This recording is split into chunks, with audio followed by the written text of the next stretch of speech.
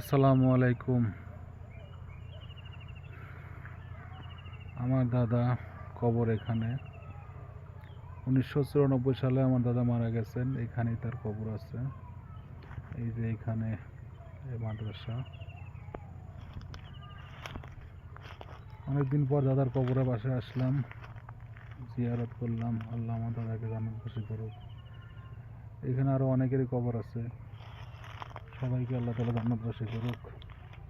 এটা মোজাম্মেল হক সরকার, এটা হলো আমার দাদা, তার কবর। এইখানে তার ওয়াইফ, মানে এখানে তার কবর আছে, হাফিজা বেগম। এই দাদিটা 1997 সালে মারা গেছেন। এখানে আরেকজন আছে।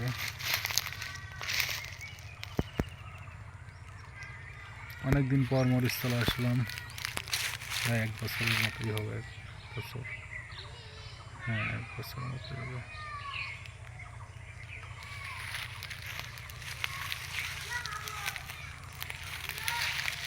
এটা হলো পুরাতন 3 জনের কবর।